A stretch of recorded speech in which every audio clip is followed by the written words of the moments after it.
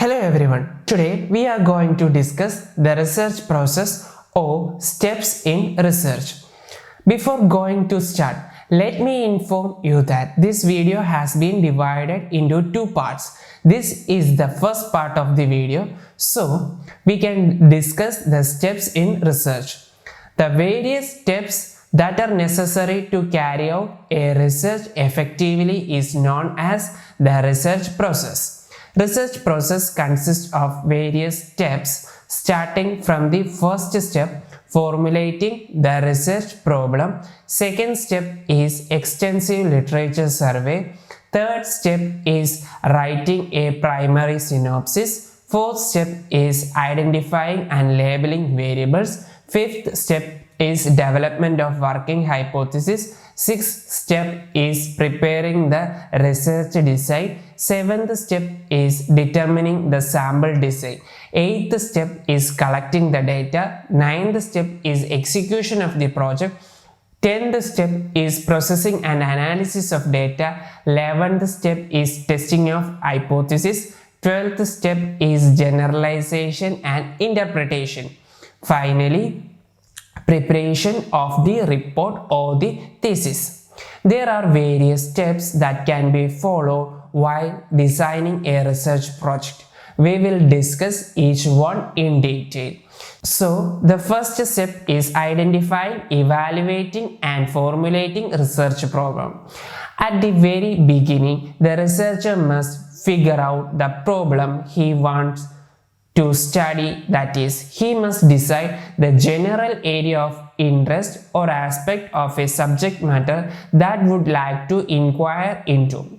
After developing interest in his area of study, a researcher has to think about formulating problem area related to his research work. Choosing a correct problem for the study is the most important step in the entire research process. Now you may think that how do I choose a correct problem for this study?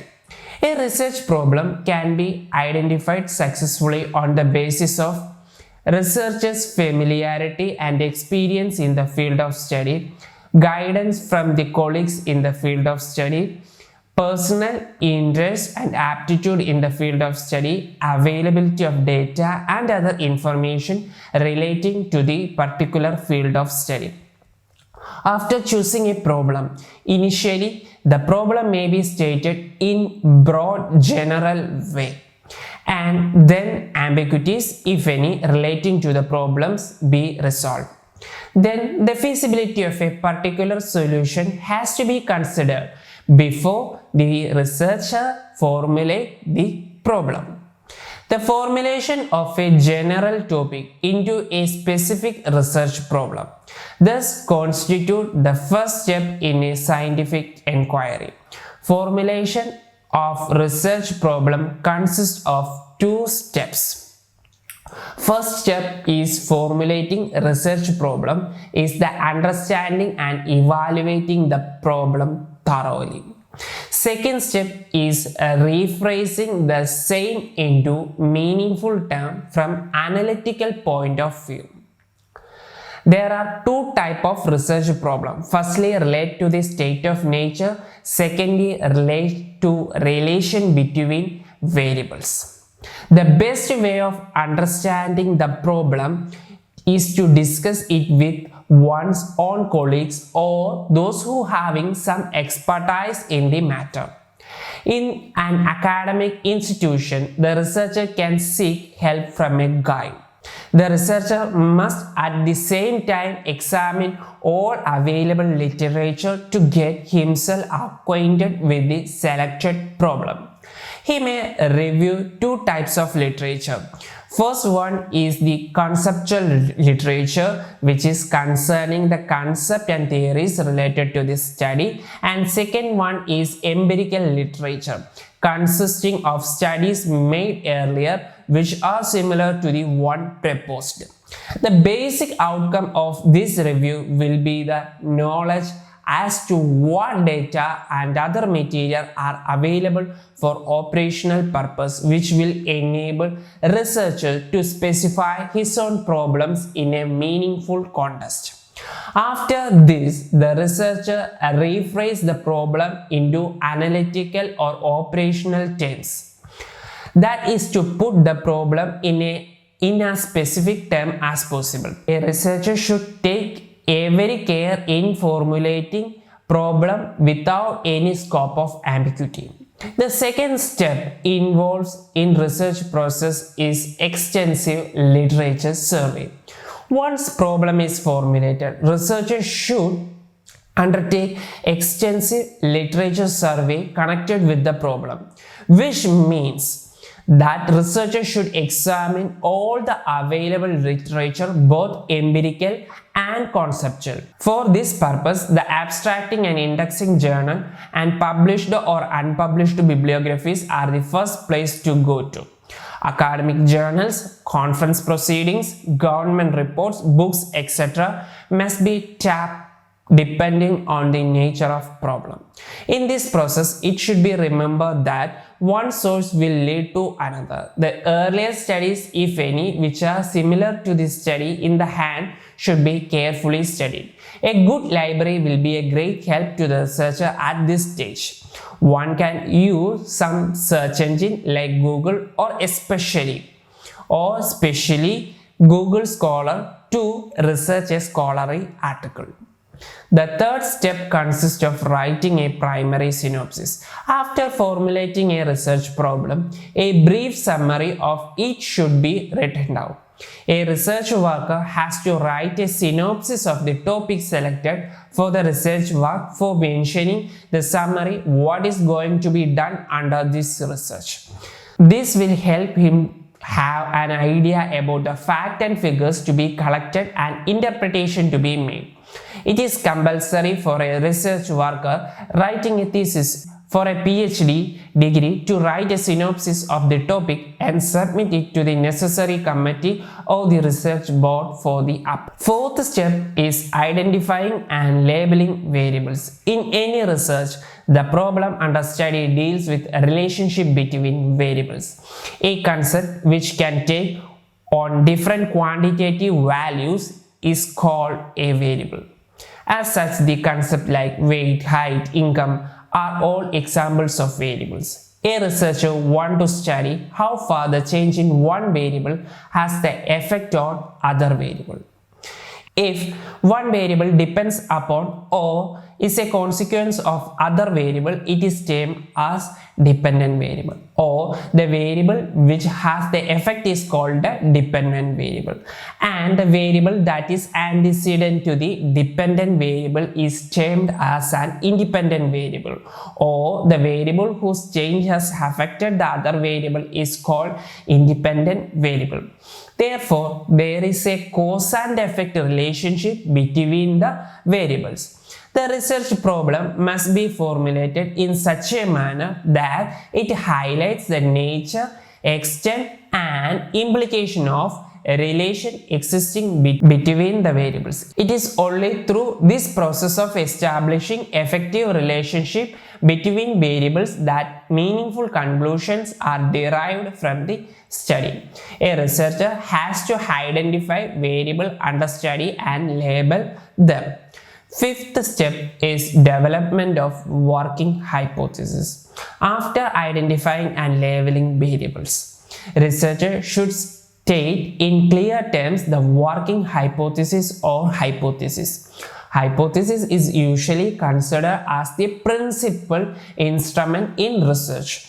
A researcher should state hypothesis which is laid down in the research work. Specification of working hypothesis is the basic step in the research process in most of the research problems. So let me ask you a question. What is hypothesis? Ordinarily, when one talks about hypothesis, one simply means a mere assumption or some supposition to be proved or disapproved. Assumption means something that you accept as a true without question or proof. Then supposition means the fact of believing something is true without any proof, or something that you believe to be true without any proof. For example, the sale forecast is predicted on the assumption that the economy will grow by 4% this year. But for a researcher, hypothesis is a formal question that he intends to resolve. First, we can discuss an example for a hypothesis. After experiencing dishonesty and mismanagement in industries and also sickness in those industries, a researcher can formulate the hypothesis. The main reason for sickness in industry is dishonesty and mismanagement. This hypothesis is based on happenings and occurrence. This is a proposition. What do you mean by proposition? Proposition is a statement or assertion that expresses a judgment or opinion. When this proposition is tested by collecting information and applying suitable methods, the proposition stands accepted or rejected. If the hypothesis is accepted, the idea or belief through the hypothesis becomes fact. Thus, a hypothesis may be defined as a proposition or a set of propositions set forth. Set forth means state of describe something in writing or speech as an explanation for the some occurrence of some specified group of phenomena, either asserted. Asserted means a state of fact or belief confidently and forcefully, merely as a professional conjecture. Conjecture means a statement that might be true based on some research or reasoning but is not proved. For example, I heard the sound of a plastic bag, so I conjecture there might be some food. To guide some investigation or accepted as highly probable in the light of established facts. Quite often, a research hypothesis is a predictive statement capable of being tested by scientific methods that relates an independent variable to some dependent variable. A hypothesis is a tentative conclusion, logically drawn or empirically consequences. The research work is conducted to test the truth of this hypothesis. A hypothesis provides the focal point for research. Therefore, development of working hypothesis plays an important role. They also affect the manner in which tests must be conducted in the analysis of data and indirectly the quality of the data which is required for the analysis. Hypothesis should be very specific and limited to the piece of research in the hand because it has been tested. The role of the hypothesis is to guide researcher by delimiting the area of research and to keep him on the right track. It sharpens his thinking and focuses attention on more important sides of the problem. It also indicates the type of data required and the type of method of data analysis to be used.